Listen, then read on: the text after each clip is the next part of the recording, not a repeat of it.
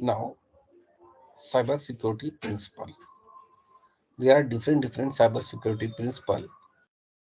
Some of them are economy mechanism, fail safe default, least privilege, open design, complete mediation, separation of privilege, least common mechanism, psychological acceptability, work factor, and compromise recording.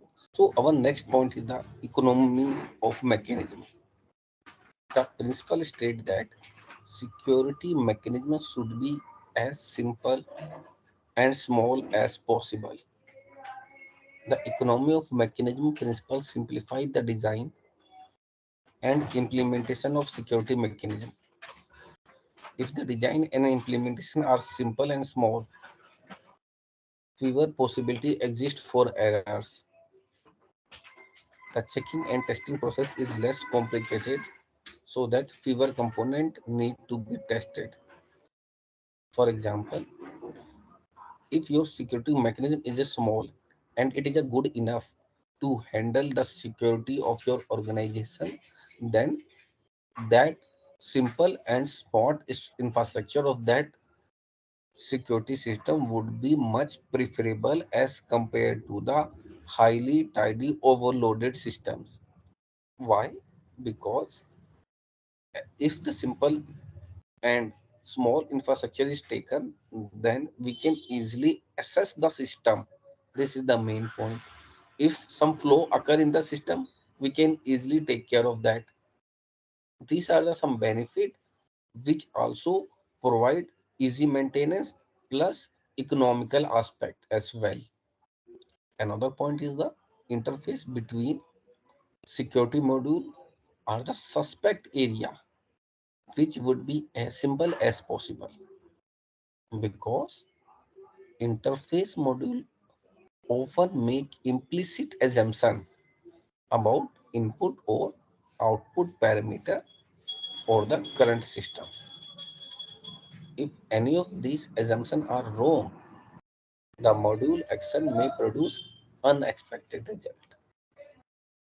Simple security framework facilitate its understanding by developer and users and enable the efficient development and verification of the enforcement method for it.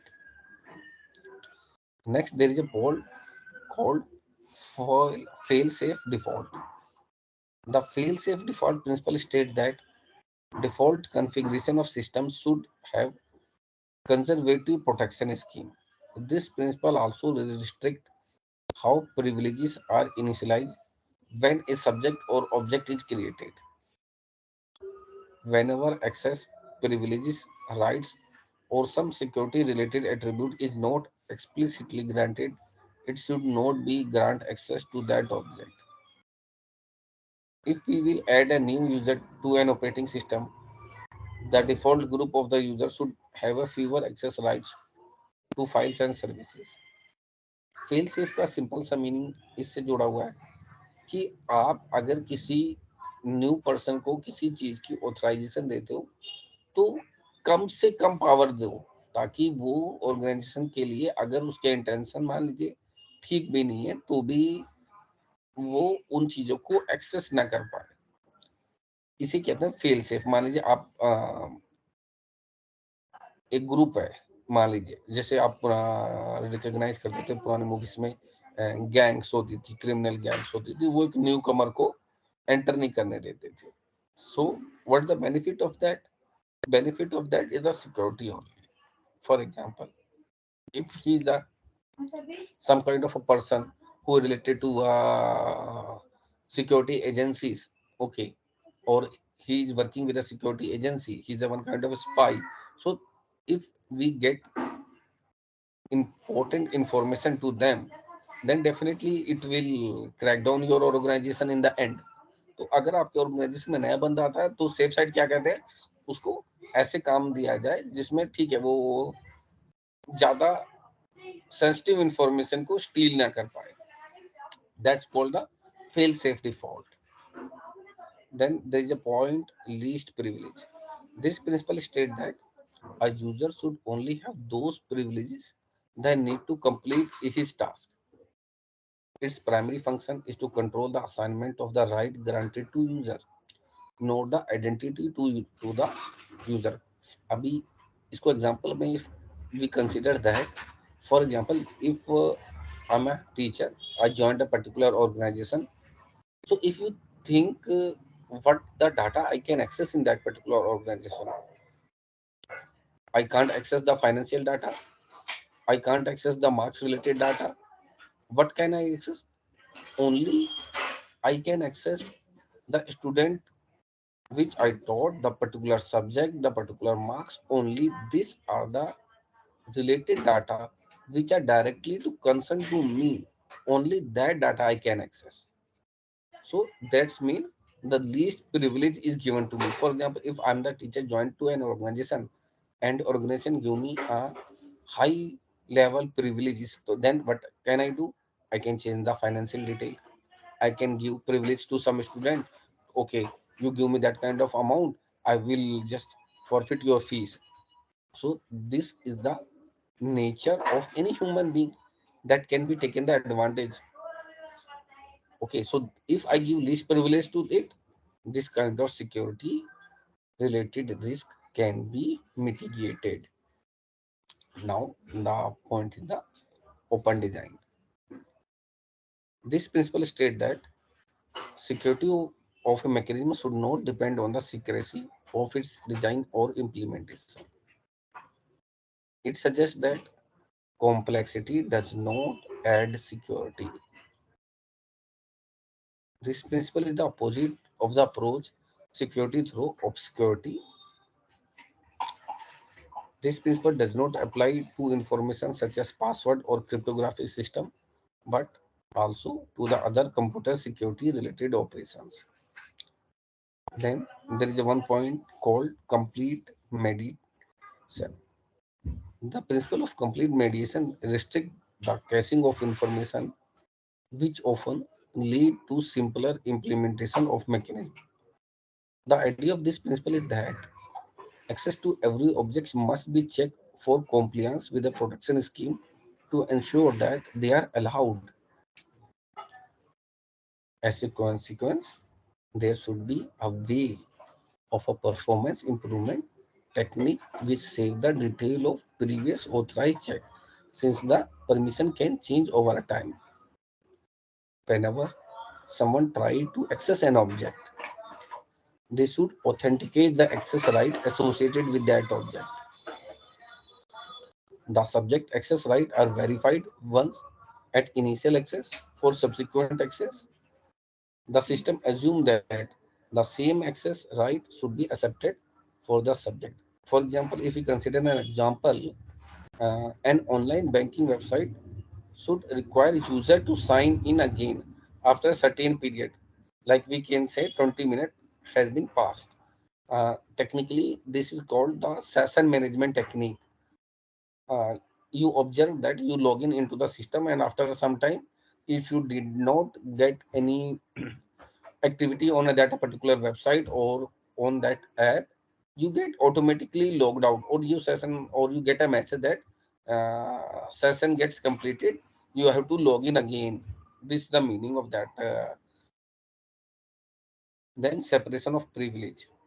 The principle states that system should grant access permission based on more than one condition being satisfied. This principle may also be restrictive because it limits access to system entities. Thus, before privilege is granted, more than two verifications should be performed. Example, to change to root, two conditions must be met. The user must be the root password, or the user must be in the right group. What the advantage of that? If user connected or have a more than two condition, the more restrictive group will be form. Generally हम ऐसा कहते हैं कि अगर आप एक से ज्यादा कंडीशंस को होल्ड करेंगे at a time, it would be more beneficial for organisation. Then least common mechanism. This principle state that in system with multiple user, the mechanism allowing the resource share by more than one user should be minimized as much as possible. The principle may also be restrictive because it's limit the sharing of resource. Example, if there is a need to be access a file or application by more than one user, then these users should be separate channel to access the resource, which help to prevent from unforeseen and consequences that could cause security problems. Then psychological acceptability. This principle states that a security mechanism should not make the resource more complicated to access if the security mechanism were not present. The psychological acceptability principle recognizes the human element in the computer security. If security related software or computer system are too complicated to configure, maintain, or operate, the user will not employ the necessary security mechanism. For example, if a password is matched during a password change process, the password changing program should state why it was denied rather than giving a cryptic error message. At the same time, applications should not impart unnecessary information that may lead to compromise in security. Example,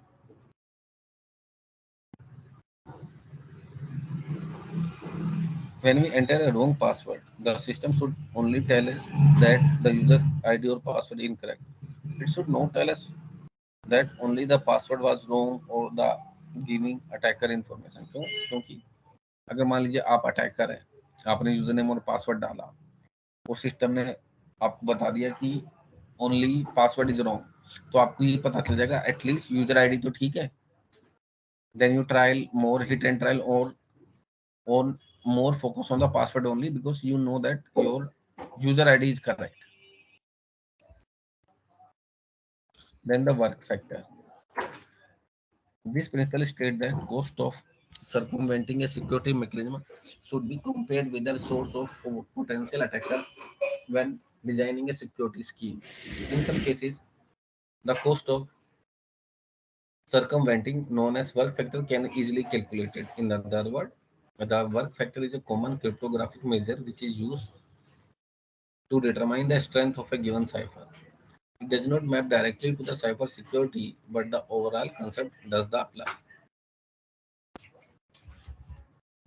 Let us suppose the number of experiments needed to try all the possible four character password is 24 raised to power 4 and then the number is 331776. If the potential attacker must try each experiment password at a terminal, one might consider a 4 character password to be satisfactory क्योंकि इतने possible combination हो सकते हैं. On other hand, if the potential attacker could be an astronomical computer capable of trying a million of password per second, a 4 letter password would be minor barrier for a potential intruder. तो ये depend करता है कि उसकी capability खुद कितनी है.